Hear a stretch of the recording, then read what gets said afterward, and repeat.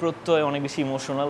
এখনও ওরকম ইন্ডাস্ট্রিতে কারোর সাথে আমার কোনো প্রেম হয়নি। জীবনে আসলে একজন মানুষ হলেই এনাফ। নেগেটিভ মার্কেটিংয়ে অনেকের দেখি মানে ক্যারিয়ারই ঘুরে যাচ্ছে, তখন এই ৩৭৫ টাকা আমার কাছে এখনকার ৩০,০০০ টাকার মতো। মা খুব কান্না করে দিয়েছিল, ইমোশনাল হয়েছিল। ছোট্ট একটা জিনিসের তখন প্রাইসলেস ভ্যালু ছিল।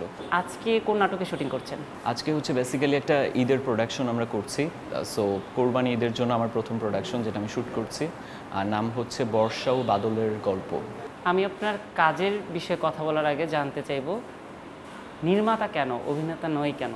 নির্মাণের বিষয়টা হচ্ছে প্ল্যানিংটা অনেস্টলি হুট করে হওয়া। প্রথম হচ্ছে আমার মা মিডিয়ার সাথে সম্পৃক্ত আছেন।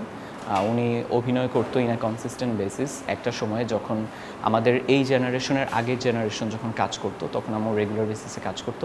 সো আমার অভিনয় দেখে দেখে সাথে সাথে শুটিং হাউসগুলোতে যাওয়া হতো। সো ওইখান থেকে হচ্ছে ইনভায়রনমেন্টের সাথে আর কি অ্যাডজাস্ট হওয়া। বাট পরবর্তীতে আমাদের দেশের কিছু স্বনামধন্য নির্মাতা আছেন যাদের মেকিং এবং কাজ দেখে আমার কাছে পার্সোনালি খুব ভালো লেগেছে। তখন সাডেনলি প্ল্যান হয়েছিল যে নির্মাণের সাথে যদি নিজেকে সম্পৃক্ত করতে পারি তাহলে খুবই ভালো লাগবে। শীর্ষের অনুভূতি থেকে মুক্তি দেয় মাত্র 30 সেকেন্ডে। Pepsodent sensitive expert. এখন তো আমরা দেখছি যে অনেক নির্মাতারাও কিন্তু অভিনয় করছে, তো সেই জায়গা থেকে আসলে প্রত্যয়কে আমরা সামনে অভিনয় পাবো কিনা? অভিনয় করিনি বললে ভুল হবে, আমি অভিনয় করেছি। I was so lucky that I have performed in 2 particular dramas as a male protagonist. আমি কাজ করেছিলাম। সো একটা অন এয়ার হয়েছে, অলরেডি ইউটিউবে আছে, আমাদের ভালোবাসার গল্প। আরেকটা হচ্ছে এখন অন এয়ার হয়নি।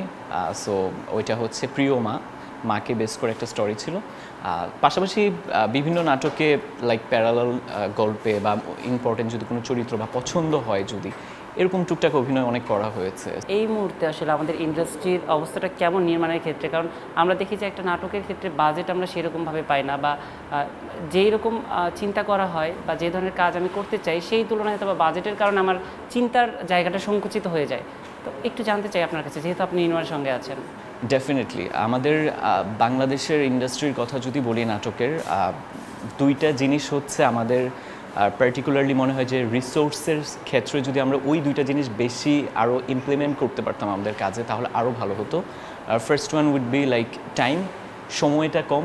মাঝে মাঝে কিছু ভালো নির্মাতা আছেন অনেক ভালো কিছু দেখাতে চায় with visualization in front of the audience, but সময়ের জন্য পারে না। আর কিছু গল্পের কিছু পার্টিকুলার সিকোয়েন্স থাকে যেটা খুব সুন্দরভাবে অডিয়েন্সের সামনে পোর্ট্রে করা যায়, বাট সামটাইমস রিসোর্সের অভাবে জিনিসটা ফুটিয়ে তুলতে একটু কষ্ট হয়ে যায়। সেটার একটা মেইন রিজন হচ্ছে বাজেট। সো বাজেটের জায়গা থেকে সত্যি কথা আমাদের একটু সীমাবদ্ধতা থাকে, বাট স্টিল যারা মেধাবী নির্মাতা বা যারা কাজ করছে তাদেরকে চ্যানেলগুলো যথেষ্ট এখন রিসেন্ট টাইমে বাজেট দিচ্ছে। সো সব কিছু মিলিয়ে আর কি আপস অ্যান্ড ডাউনে যাচ্ছে, বাট ওভারঅল যদি বলি একটা সুন্দর প্যারালাল একটা মোমেন্টাম ক্রিয়েট করেছে ইন্ডাস্ট্রি। সো যাচ্ছে সব কিছু মিলিয়ে আর কি।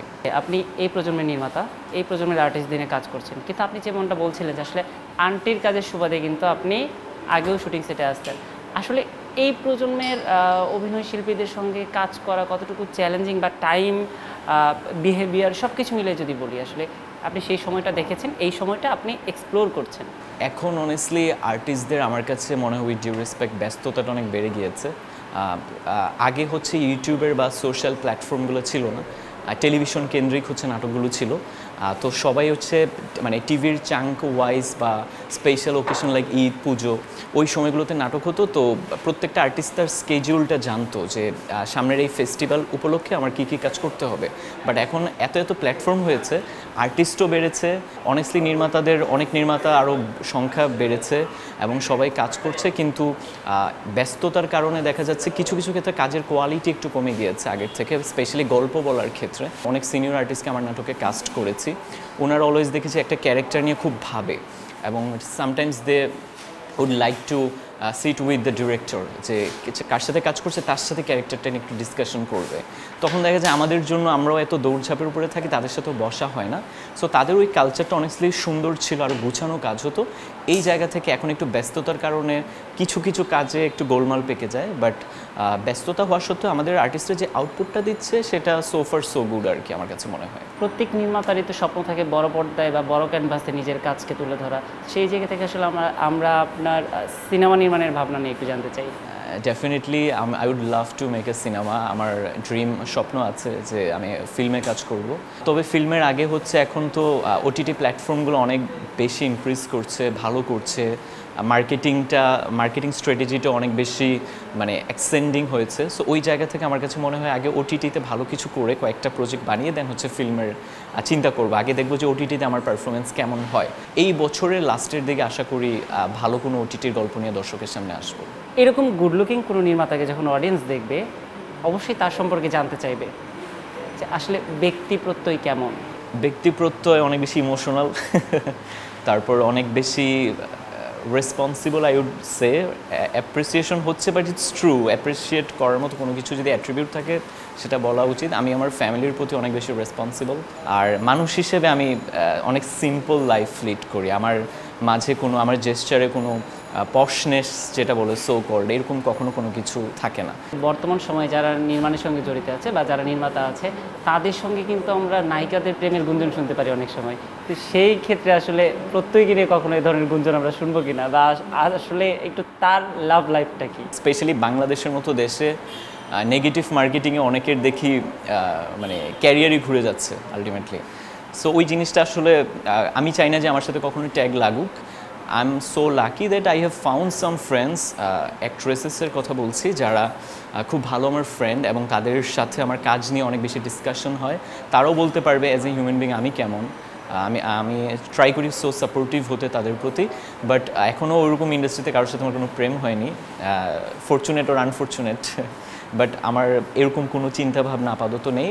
পরিবারের যে প্ল্যান অথবা ইন ফিউচারে ইন দ্য লং রানে যদি আমার কোনো মানুষকে মনে হয় যে আমার সাথে বাকিটা পথ চলতে যোগ্য, তো ওই রকম হলে একটা সুন্দর মানুষ জীবনে আসলে একজন মানুষ হলেই এনাফ। মানে কথায় আছে ভালো লাগার মানুষ অনেকেই হয়, কিন্তু ভালোবাসার মানুষ একজনই হয়। প্রতি ভাই আমাদের আড্ডা দিয়ে আসলে খুব ভালো লেগেছে। তবে আমি আমাদের এই আড্ডাটা শেষ করব আন্টির সঙ্গে আপনার একটা সুন্দর স্মৃতি দিয়ে। মায়ের সাথে স্মৃতি, সত্যি কথা বলতে অনেক সুন্দর সুন্দর স্মৃতি আছে। ক্লাস 9 বা 10-এর মধ্যে, ক্লাস 10-এ পড়তাম, তো তখন সবেমাত্র নতুন নতুন টিউশন করা স্টার্ট করেছি আমি।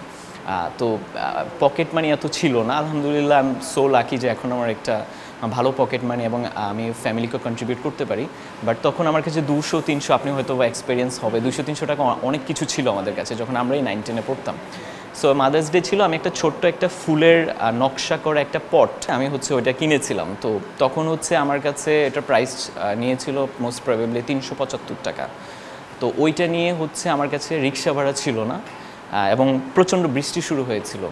তো সন্ধ্যার পরে এত বৃষ্টি শুরু হয়েছিল, বাট আমি ওটাকে মানে আমার টি শার্টের ভেতরে লুকিয়ে যেন এটা না ভিজে বাসা পর্যন্ত আমি এটা নিয়ে এসে যদি মাদার্স ডে উপলক্ষে মাকে বলতে পারি যে হ্যাপি মাদার্স ডে, এটা তোমার জন্য নিয়ে এসেছি। সো এটা আমার জন্য অনেক স্পেশাল ফিল হওয়ার কথা ছিল। সো আমার কাছে রিক্সা ভাড়া ছিল না, বাট আমি এটা কারোর সাথে শেয়ার করি না। আমি একদম প্রায় 3-4 কিলোমিটার বৃষ্টিতে ভিজে দৌড়ে দৌড়ে বাসার মধ্যে গিয়েছিলাম, এবং আম্মুকে ওই ফুলের টপটা একদম ভিজে সারপ্রাইজ দিয়েছি। তখন এই 375 টাকা আমার কাছে এখনকার 30,000 টাকার মতো ভ্যালুয়েবল ছিল।